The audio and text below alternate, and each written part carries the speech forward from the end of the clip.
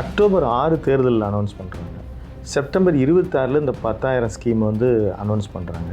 இது வந்து எப்படி சரியாக ஒர்க் அவுட் ஆயிருக்குன்னு நினைக்கிறேன். ஒர்க் அவுட் ஆனதுனால தான் நாங்கள் இவ்வளோ பல்லுகிறவன் பகடா சாப்பிட்டான். அவர்கள் அரசாங்க பணத்தை எடுத்து வைத்து அவர்கள் வெற்றியை தேடிக்கணும். நீங்கள் அறிவாலயத்தில் இந்த கொடுக்குறீங்க. 100 ஓட்டை எல்லாரும் பிரிச்சுக்கிட்டா அப்போ வித்தியாசம் லாஸ்ட்டில் ஃபஸ்ட்டு வந்துடுவான். அதே தான் விஜய் பண்ண போகிறார். அதான் நடக்க போகுது. அது என்டிஏ யாரை ஜெயிக்க வைக்க போகிறார்? அப்புறம் யூடியூபர் வந்து விஜயும் பிரசாந்த் கிஷோரையும் ஒப்பிட்டு அப்படி தான் இவருக்கு ரிசல்ட் வரும் அப்படின்ற அது சரியாக இருக்குமா? ஒரு தொகுதிக்கு 150 கோடினா 100 தொகுதிக்கு 1500 கோடி, 3000 கோடி, குறைந்தபட்சம் 2000 கோடி ரூபா செலவு பண்ணணும். பண்ணுவாங்களா? இருக்கா? டிஎம் ஐடிவிங்க ஃபோன் பண்ணி எனக்கு தலை சுற்றுது சார், தலை சுற்றுதுன்னா ஏதாவது வீக்னஸாக இருக்குதா, டாக்டர்கிட்ட பாருங்க. கண்ணாடி போட்டு பார்த்தீங்களா சார்? கண்ணாடிலாம் பார்த்தா கூட சில சமயம் கண்ணு கிருன்னு தலை சுத்தம்.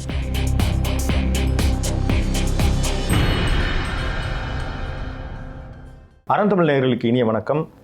நடப்பு நிகழ்வு குறித்து பேசுவதற்கு மூத்த பத்திரிகையாளர் திரு முத்துலிப் அவர்கள் இணைந்திருக்கிறார். சார் வணக்கம். வணக்கம் சார், பீகார் தேர்தல் இப்போ அது குறித்து வந்து வெற்றி எவ்வளோ பெற்றிருக்காங்க, தோல்வி பெற்றிருக்காங்க, தோல்வி காங்கிரஸ் கூட்டணி அடைந்திருக்கிறதுல நிறைய பேசிக்கிட்டே இருக்காங்க பத்திரிகையாளர்லாம்.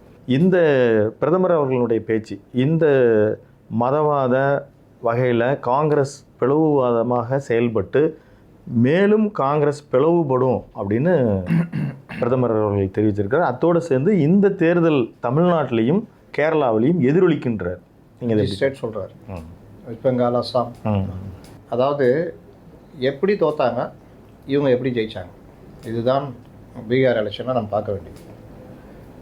காங்கிரஸை பொறுத்த வரைக்கும் அவர்கள் எடுக்கிற தப்பான பல முடிவுகள், அது குறிப்பாக ராகுல் எடுக்கிற முடிவுகள் ஒவ்வொரு தேர்தலையுமே எதிரொலிக்குது. இந்த தேர்தலில் நீங்கள் கொஞ்சம் பின்னாடி போனீங்கன்னா போன தேர்தலில் 2020 நடந்த தேர்தலில் அந்த சிராஜ் பஸ்வான் அவர் தனியாக வெளியில் நின்னார். அவர் கிட்டத்தட்ட சீமான் மாதிரி.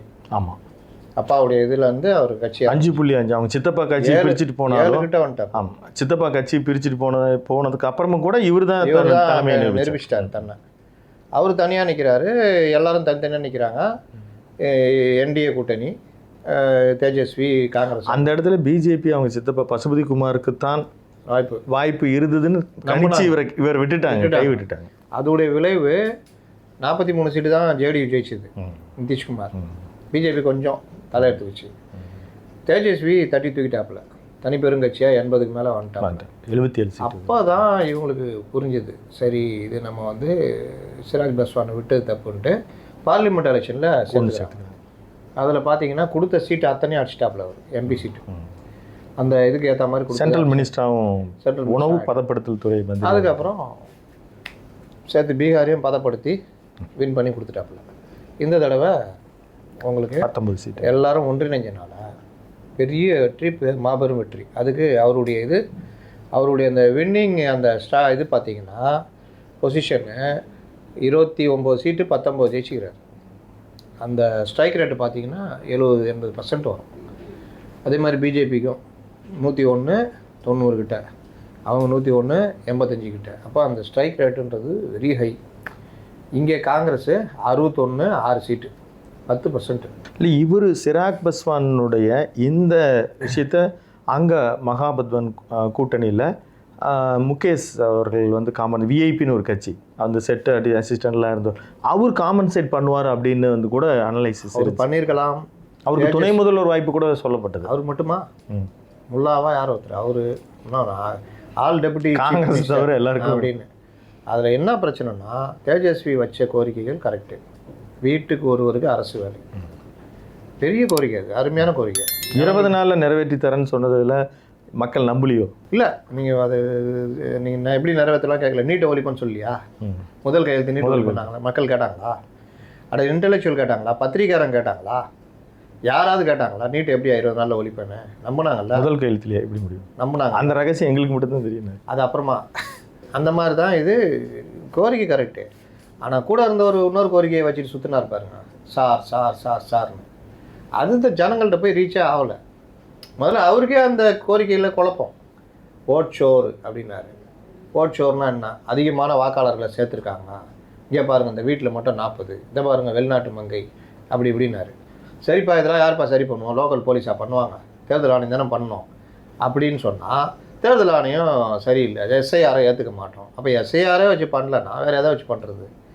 அப்படின்னா எஸ்ஐஆர் இப்போ தான் கொண்டு வந்து பண்ணுறாங்களா அப்படின்னா, அது பல சுதந்திர அடைஞ்சிருந்து பல தடவை நடந்திருக்குது. 2002 நடந்தது, 2005 நடந்தது, ஒரு தடவை பிஜேபி தலைமையில் நடந்தது, ஒரு தடவை உங்கள் தலைமையில் நடந்தது 2005. கடைசி எஸ்ஐஆர் காங்கிரஸ் திமுக தலைமையில் தான் நடந்திருக்கு. அப்போது இது ஒரு பெரிய விஷயமே கிடையாது. ஆனால் இதுதான் பெரிய விஷயம் தூக்கி சுற்றினார்ல ராகுல், அதை என்ன எடுபடலை. நிதிஷ் இவங்கெல்லாம் வெற்றிக்கு பிரதான காரணம் அந்த பீகாரை ஒரு கட்டமைப்பு இன்ஃப்ராஸ்ட்ரக்சரை இம்ப்ரூவ் பண்ணுது. மதுவிலக்கு அது ரொம்ப முக்கியம். பெண்கள் வாக்கை பெற்று தந்ததுக்கு அடிப்படை மதுவிலக்கு. இப்போவும் சொல்கிறேன், தமிழ்நாட்டு அரசியலில் நாங்கள் வந்தால் மது கடைகளை கணிசமாக குறைப்போம், நாங்கள் வந்தால் இதெல்லாம் பண்ணுவோன்னு யார் வாக்குறுதி கொடுக்குறாங்களோ? பெண்கள் வாக்கு அல்லலாம். போதை கலாச்சாரத்தை ஒழிப்போம், அதுக்குன்னு தனி டிபார்ட்மெண்ட்டை போட்டு ஒரு தனி இதுவே பண்ணுவோன்ற மாதிரி இருக்குது. இருந்தாலும் ஏதாவது ஒரு கம்பு சுற்றுனாங்கன்னா அதுக்கு ஒரு பெரிய வரவேற்பு இருக்கும். அங்கே அந்த வருமானத்தை பற்றியே கவலைப்படாமல் மதுவில் கொண்டு வந்தார்ல, வறுமை கோட்டு கீழே. பிரசாந்த் கிஷோர் நான் ஆட்சிக்கு வந்தால் மதுவை அமல்படுத்துவேன் அப்படின்னு ஒரு லைட் பிராந்தி விஸ்கிலாம் அவர் கல்லுக்கடை திறப்பேன்னார். இது ரெண்டையுமே அந்த பெண்கள் விரும்ப மாட்டாங்க.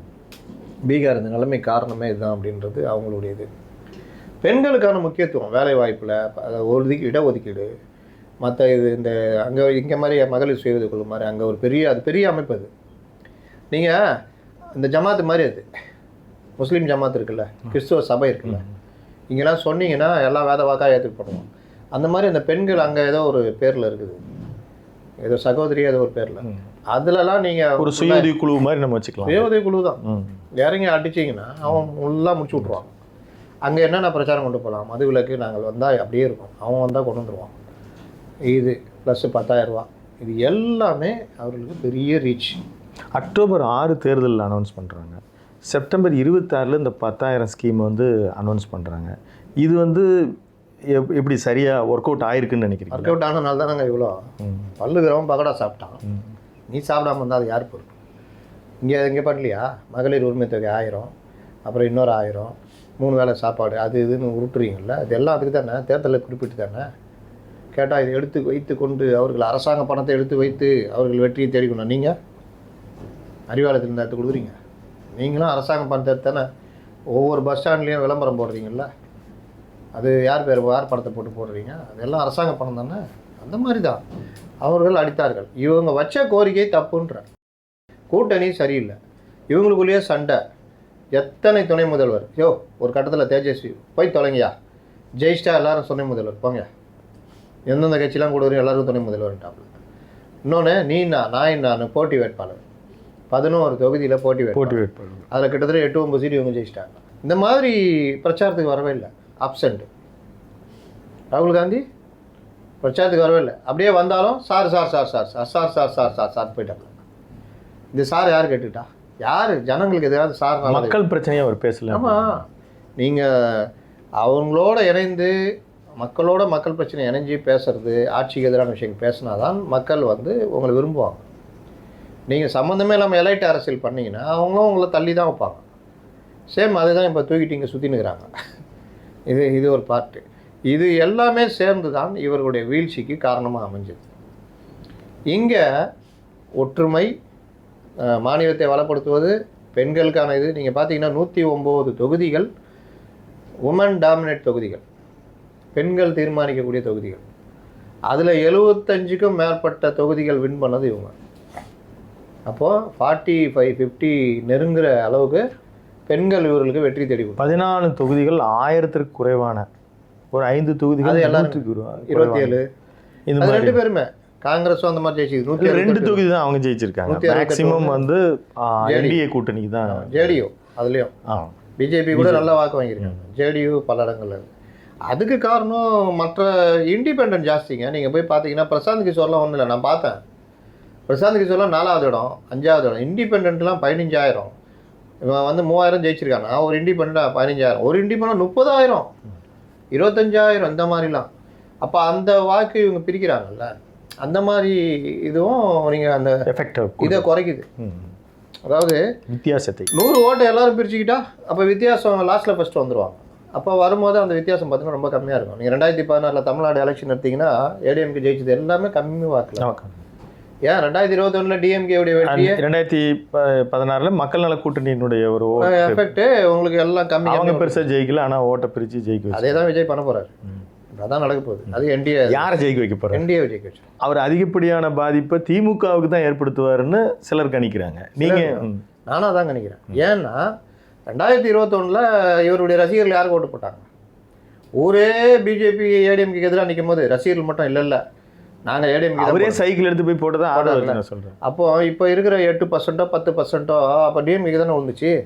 இப்போ இவர் கட்சி ஆரம்பிச்சிட்டார்ல, அவங்க எங்கே வருவாங்க? கோர் ஓட்டு தானே அது.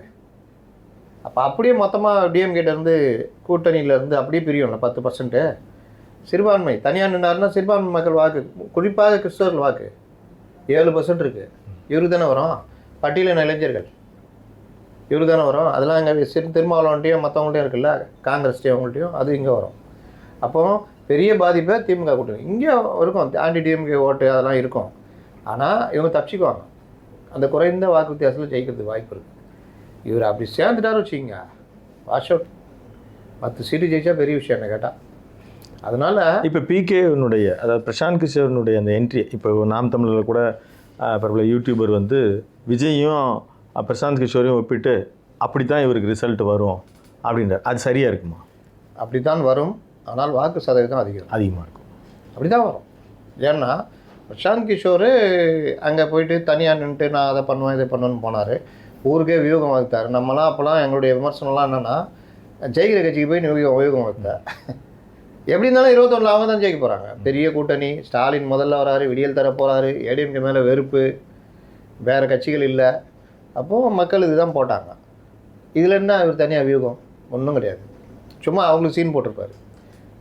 அதை தாண்டி இந்த சீட்டு கூட்டணி கட்சிகளுக்கு குறைவாக சீட்டு ஒதுக்குறதுலாம் அவர் வியூகம் ஜெயிச்சுது. அது எல்லாம் அந்த மாதிரி பண்ணதுனால தான் 135. இல்லாட்டி வேறு மாதிரி ஆகிருக்கும் 2006 மாதிரி. அப்போ ஆனால் இவருடைய வியூகம் 75 சீட்டை தடுக்கிறதுல வரல. பெருவெற்றி.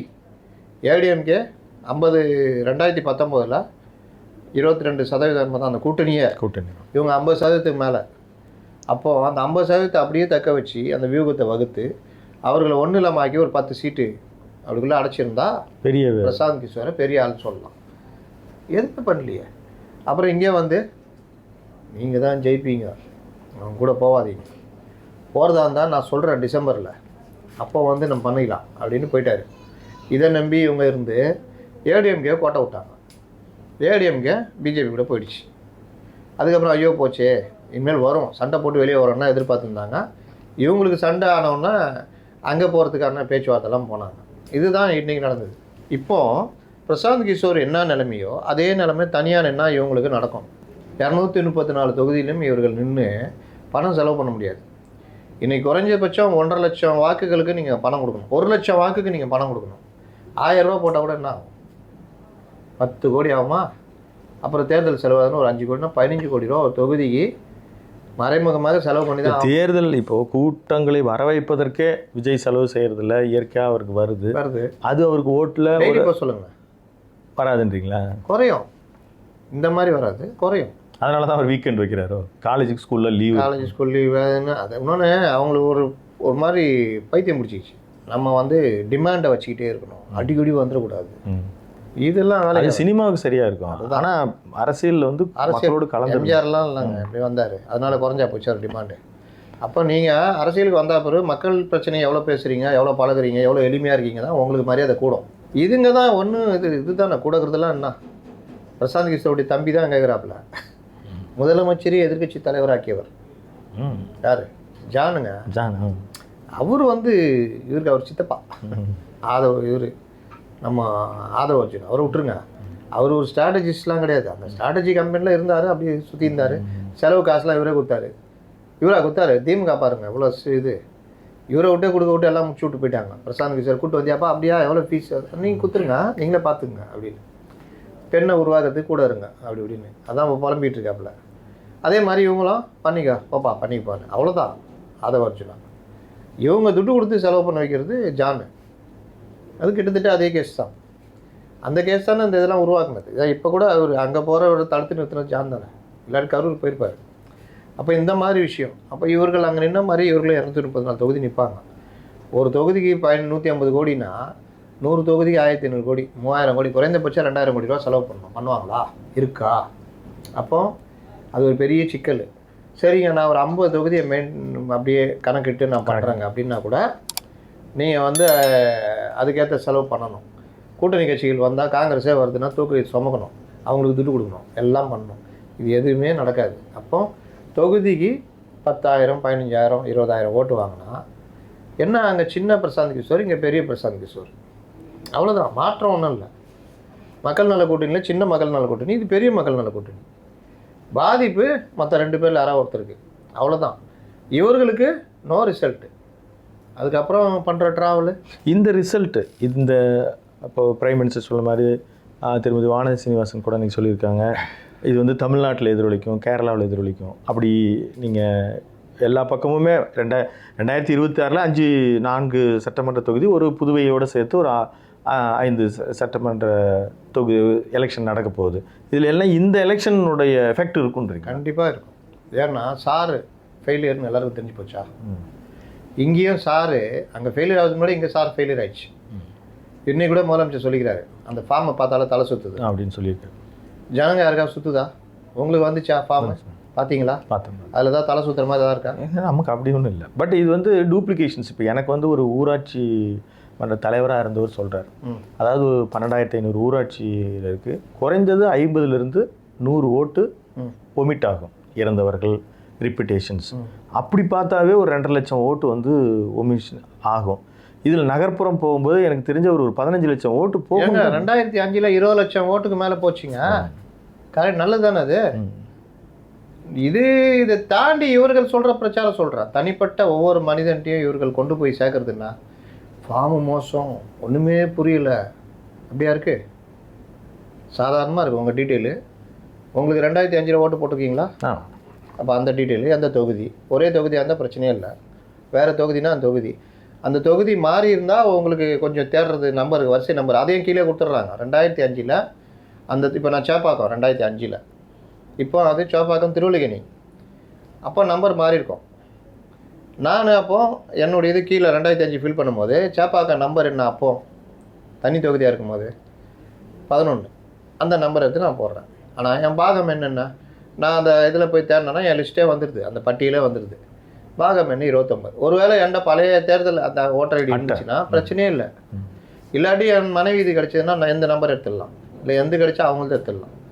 இந்த மாதிரி வரிசை என்ன. இல்லை இப்படி பார்க்கும் பொழுது இப்போ சில பெரும்பாலும் பெண்கள் வந்து திருமணம் கடந்த அவங்க அப்பா வீட்டில் இருப்பாங்க, அவங்க ட்ரான்ஸ்ஃபர் ஆகி போயிருப்பாங்க. அப்போ அவங்களுக்கு எளிமையாக கிடைக்கிற அளவுக்கு இருக்குங்களா? பழைய தானே இப்போ எளிமைப்படுத்துகிறாங்க. இப்போ நீங்கள் திருமணமாகி கணவர் வீட்டுக்கு போயிட்டாங்க, அப்புறம் அவங்க ஆதார் அட்டை, கணவருடைய ஆதார் அட்டையை வச்சு அவங்களுடைய அந்த மேரேஜ் சர்டிஃபிகேட் எதாவது வச்சு ஆதாருக்கு அப்ளை பண்ணணும். அப்ளை பண்ணி அந்த அட்ரஸுக்கு ஆதார் வாங்கணும், ஓட்டர் ஐடி மாற்றிக்கணும். இதெல்லாம் உடனே பண்ணலாம்ல. இப்போ சார் வந்தால் பிறகு இது நடக்குதுன்னா கூட நீங்கள் மாற்றிக்கலாம். இல்லையா, நீங்கள் உங்கள் அப்பா அம்மா வீட்டில் தானே வந்திருக்கீங்க, ஃபார்மை வாங்கி வைப்பா, வந்து நான் ஃபில் பண்ணி கொடுத்துறேன்னா முடிஞ்சு போச்சு. இப்போ டிசம்பர்லேருந்து நமக்கு ஜனவரி வரைக்கும் நமக்கு கரெக்ஷன் பீரியடு இருக்குது, எல்லாம் இருக்குது. ஆன்லைனில் எப்போ வேணாலும் இருக்குது, பண்ணிக்கலாம். ஆஃப்லைனில் தான் இந்த இதெல்லாம் நீங்கள் போயிட்டு நேரில் வாங்கி அதெல்லாம். ஆன்லைனில் நீங்கள் எப்போ வேணாலும் பண்ணிக்கலாம், அது வாட்டில் அது தனியாக ப்ராசஸ் ஆகும். இன்னொன்று நான் சொல்கிறேன், வீடு மாதிரி வந்து என்ன பண்ணுறாங்க, ஏங்க ஃபார்ம் வந்திருக்கா வாங்கி வைங்க, நான் வந்துடுறேங்க, ஃபில் பண்ணி கொடுத்துட்டு அங்கேயே அந்த ஓட்டை மெயின்டைன் பண்ணுறாங்க. இப்போ சில பேர் இப்போ நான்லாம் மாற நான் மாற்றிடுவேன், எப்போ மாறினாலும் மாற்றிடுவேன். அப்போ எனக்கு அந்த பிரச்சனையே இல்லை, அங்கேயே டெலிட் பண்ணிடுறேன். நான் டெலிட் ஆகலைன்னா நான் ஃபார்ம் 7 டெலிட் கொடுத்து டெலிட் பண்ணிடுறேன். அப்போ எனக்கு என்ன பிரச்சனை இருக்குது? இப்போ நான் புதுப்பேட்டையில் இப்போ பார்த்தா வாக்கு இருந்துச்சுன்னா இல்லை, ஏன்னா நான் மாற்றி வந்துட்டேன். ஒரு வேட்டை சேப்பாக்கம் தொகுதியில் இருந்துச்சுன்னா அது இப்போ அந்த வந்தாங்கன்னா அந்த வீட்டில் கேட்டால் சார் அவங்க வீடு மாறி போயிட்டாங்கன்னா சாதாரணமாக டெலிட் ஆகிட போகுது. இப்படி தான் உங்களுக்கு இது கிடைக்கும். ஆனால் இவர் அந்த ஃபார்மையே ஐயோயோன்றாரு, சிஎம் வீடியோ போடுறாரு. சிஎம் கீழே இருக்கிற கலெக்டர் அதெல்லாம் ஒன்றுமே இல்லைங்க, அதை பாருங்கள் இப்படி தாங்க ஃபில் பண்ணோன்னு அவரு ஒரு வீடியோ போடுறாரு. அப்போ எது இதாகும்? ரைட்டு, சிஎம்முக்கே அவ்வளோ கஷ்டம், தலை சுற்றுது இன்னி கூட சொல்லிக்கிறாப்புல. ஒன்றும் கஷ்டமே இல்லை. ஐடி விங்குக்கு டிஎம்கே ஐடி விங்கு ஃபோன் பண்ணி எனக்கு தலை சுற்றுது சார், தலை சுற்றுதுன்னா ஏதாவது வீக்னஸாக இருக்குதா, டாக்டர்கிட்ட பாருங்கள். இல்லைப்பா, தேர்தல் ஆணையம் படிவத்தை பார்த்தோன்னு தலை சுற்று, குழப்பமாக இருக்கு அவருக்கு. ஓ அப்படியா, கண்ணாடி போட்டு பார்த்தீங்களா சார், கண்ணாடிலாம் பார்த்தா கூட சில சமயம் கண்ணு கிருன்னும் தலை சுத்தம். இல்லைப்பா, கண்ணாடிலாம் போட்டு தான் பார்க்குறேன், ஆனாலும் தலை சுற்றுது. அப்போ ஒன்றும் பிரச்சனை இல்லை சார், ஐடி விங்லேருந்து நீங்கள் சிஎம் எங்கள் தலைவருன்றதுனால ஒரு ஆள் அனுப்புகிறோம் சார், ஹைலி இன்டெலெக்சுவல், அவர் ஃபார்மை ஃபில்அப் பண்ணி கொடுத்துருவார் சார், உங்களது அன்னி தான் ஃபில் பண்ணி கொடுத்துருவார், ஓட்டர் ஐடி மட்டும் எடுத்து வைங்க சார்னு வாங்க. வேற என்ன, அவர் வந்து தனக்காக பேசல, சிஎம்முக்குன்ற போது அவர் எல்லாம் உச்சபட்ச அதிகாரங்கள் வச்சுருக்காங்க. அவர் கடைநிலை மக்கள் அடிக்கடி வாடகை வீட்டிலேருந்து மாறுறவர்கள் அவர்களுக்காக தானே பேசுகிறாரு. அவங்களுக்காக பேசணுன்னா இதை பேசவே தேவையில்லை. ஏன் தெரியுமா, அவரு கீழே இருக்கிற கலெக்டர் சொல்கிறார் ஒன்றுமே மேட்ரு இல்லைங்க, சப்ப மேட்ருங்க, இது பாருங்க, இதாங்க உங்கள் டீட்டெயிலுங்க, ஃபோன் நம்பரு, ஆதார் நம்பரு, உங்கள் அப்பா நம்பர், அவர் எபிக் நம்பர், அம்மா நம்பர் எபிக் நம்பரு, மனைவி இருந்தால் கணவன் இருந்தால் மனைவி நம்பரு எபிக் நம்பரு, கணவன் இருந்தால் மனைவி நம்பரு எபிக் நம்பரு. இது ஃபஸ்ட்டு பாக்ஸு. செகண்ட் பாக்ஸு உங்கள் வயசை பொறுத்து 2005 ஓட்டு போனால் தொகுதி அந்த ஓட்டர் ஐடி. இது இந்த பாக்ஸு உறவினர், இவங்களுக்கு யார் உறவினர், எனக்கு இப்போ அப்பா அம்மா இல்லை, மனைவி தான் உறவினர், அவங்க நம்பர், இது டீட்டெயிலு, கையெழுத்து, ஃபோட்டோ வேணுன்னா புது ஃபோட்டோ வேணுன்னா புது ஃபோட்டோ ஒட்டிக்கணும், இல்லை அப்படியே கொடுத்துன்னா பழைய ஃபோட்டோ கண்டினியூ ஆகும். அந்த ஃபோட்டோ கூட நீங்கள் அப்புறமா கூட மாற்றிக்கலாம், எப்போ வேணாலும் மாற்றலாம். இது எல்லாம் ஓகே. இதில் இதை பார்த்தாலே பயமாகுது. உறவினர்னு கேட்குறாங்களா, யார் உறவினர்னா யார் உறவினர்னு அவங்கவுங்க தான் சொல்லணும். சார், உங்கள் கருத்து பதிவுக்கு மிக்க நன்றி. மீண்டும் ஒரு நல்ல சந்தர்ப்பத்தில் சந்திப்போம். நன்றி, வணக்கம். நேயர்களை தொடர்ந்து இணைந்திருங்கள். அறம் தமிழ். நன்றி, வணக்கம்.